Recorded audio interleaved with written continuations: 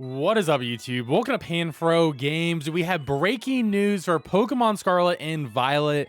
We have patch 1.2.0 releasing at the end of February, and we have the full patch notes, and we're going to break them all down right here. And of course, guys, if you're new to the channel, enjoy this type of content, please leave a like, subscribe if you're new. I really appreciate it. Now, Pokemon Company literally just tweeted this out. At the time I'm recording this, it's been 10 minutes since the patch notes has been released, and this is very exciting stuff. Now, diving into the patch notes here, so it's still scheduled for the end of February. We can assume that it's probably going to be released on Monday, February 27th, which should be the day of Pokemon Day, or at least during that week. So this is going to be very soon. This is going to be sometime in the next 2 weeks we'll be getting this patch. With this update, we are planning to add features to Pokemon boxes and fix bugs that affect game progress, among other updates. We will continue to take your feedback very seriously and measures to improve your gameplay experience. Now, I've already skimmed through these, and I'm very excited because they actually fixed a lot of important things that I had problems with the game, but of course, it didn't do everything I really liked. So feature adjustments is pretty big. Additional functionality will be added for Pokemon boxes. From a Pokemon summary, players will be able to change a Pokemon's nickname, markings, held items, and/or mark or ribbon related titles, as well as be able to reorder moves, have Pokemon remember moves, have Pokemon forget moves, and use TMs. This is so massive because I don't know how the game released without all this functionality for the boxes.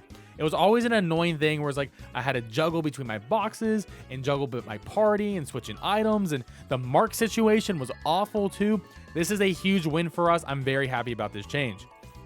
Players will be able to swap out held items by pressing the Y button when in the held items view. That's very nice as well. Another shortcut.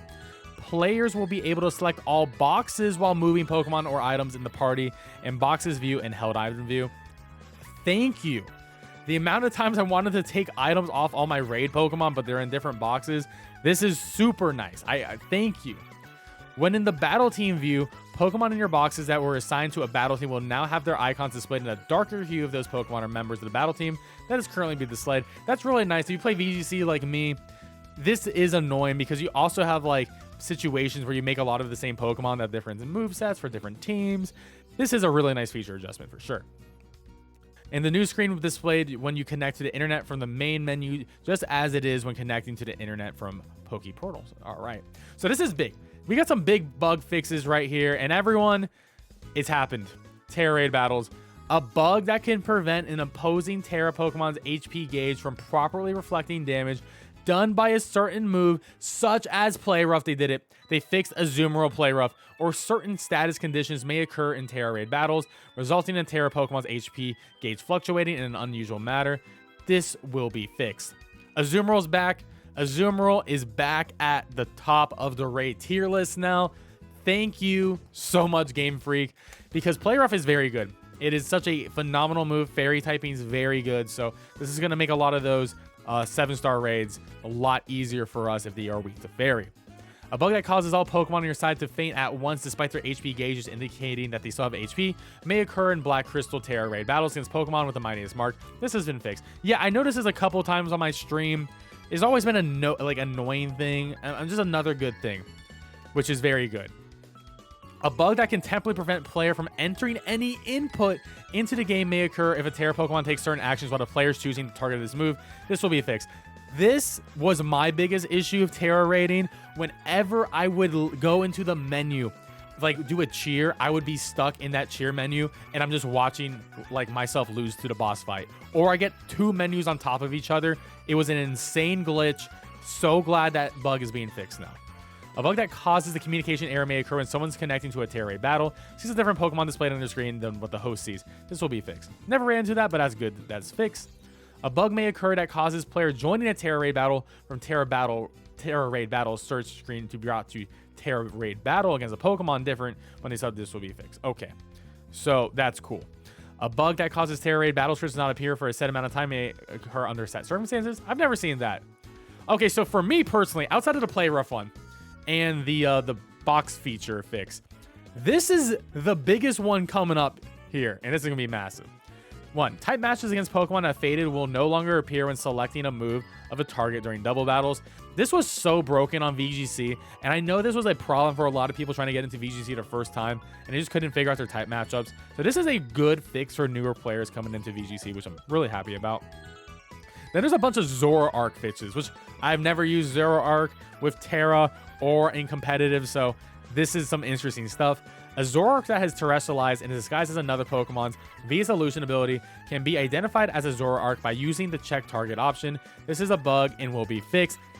That's hilarious that literally Zoroark's disguise was just not a thing. The illusion was just not a thing. So I'm glad they actually made it viable. When a Zoroark has terrestrialized and is disguised as another Pokemon via its illusion ability, the type matchups of moves are displayed based on the type of the Pokemon that Zoroark is disguised as, rather than Zoroark's Terra type. This is a bug and will be fixed. Glad. Now, here's the biggest one for VGC people who are people from making competitive teams. Mr. Don Bozo was a legend. He was the best Pokemon in Series 1 at Tatsugiri. He's still incredible in Series 2, but that reign is going to fall now. The stats of Dondozo with a Tatsugiri in its mouth will increase when Dondozo uses Order Up, even when the move should have been negated. For example, by an opponent using Protect. So what would happen is Dondozo uses Order Up with a Tatsugiri in its mouth, and even you hit into a slot that has Protect up, they don't take damage, you still get the +1 boost to attack, defense, or speed. This was a bug. And it always was a bug for sure. Like, there is no way you literally get a free +1 to whatever stat for free without doing damage. Like, there was no downside of you hitting Order Up. You would always want to hit Order Up. So this is a massive change. Hopefully Dondozo is a lot easier, especially for newer players to deal with now, because that thing was really dumb to deal with. If a Pokemon terrestrializes after using Destiny Bond and then fades, the effects of Destiny Bond will fail to activate. This is a bug, and this will be fixed. I'm glad. That's good. So then there's a bunch of other fixes. And this one, I'm going to say, is very devastating for my type of channel, where right now we make a lot of, obviously, like shiny hunting videos, good reset locations. This is actually a big minus, and I'm not too happy about this. We will address an issue that can cause the game to forcibly close at certain locations. As a result of this fix, there may be a reduction of Pokemon and people displayed in certain towns or the wild. So I'm going to look at this as they're probably going to drop about 20, 25%, maybe 30% of the wild Pokemon that spawn around you now, which is very disappointing, because if it's hard to force Pokemon to spawn and get like 15 spawns quickly, that's going to really suck for shiny hunters who are picnic resetting at good spots, who are isolate hunting, who are doing town resets, or any other glitch or exploit method for shiny hunting. That really sucks. I mean, especially personally for me, speaking on my hand, I love finding that type of content for you guys. So, you know, hopefully it doesn't really hurt that type of stuff. But if it does, I'll probably put a disclaimer on the newer videos, because I'm sitting about on 11 shiny hunting videos right now, that this was on the previous patch and it may not work in 1.2.0. Then there's a bunch of other things here that doesn't really matter. I think this one's funny. Certain actions can cause the main character expression to not change until the game is closed and reopened. That's pretty funny that the character's face was like a little bit broken. They fixed the thing where you couldn't do rank battles. You would be permanently blocked for some unknown reason. They fixed that bug, which is pretty nice. That's pretty crazy. If a player has created several battle teams but does not use the battle team in the first slot for their ranked battles, they may not receive Master Rank Ribbon in the winning ranked battles in Master Ball tier. So glad they fixed that. That was such an annoying glitch. I saw a lot of people on Reddit talking about that one, so I'm actually very happy about that. And it looks like they fixed things with link trade, which is pretty nice. Prevented a bug from Pokedex getting additional entries or shiny entries of a Pokemon from surprise trades, so that's pretty funny. Objects such as Pokeballs may be displayed in certain locations of the field unintentionally. So apparently all those Pokeballs we were seeing, some of them were spawning in completely wrong areas, which is absolutely funny. Passerbys will no longer be displayed during certain battles that take place in towns during the main story. Pretty much I think that was to help the frame rate problems. I hope they fixed the general frame rate, but it doesn't actually seem like they did. But maybe the performance is better. And they said other select bug fixes will be implemented too. And lastly, they did put some notes which have me pretty excited. We are planning further features and bug fixes not listed in these patch notes, please check back here for full details when the updated data is distributed.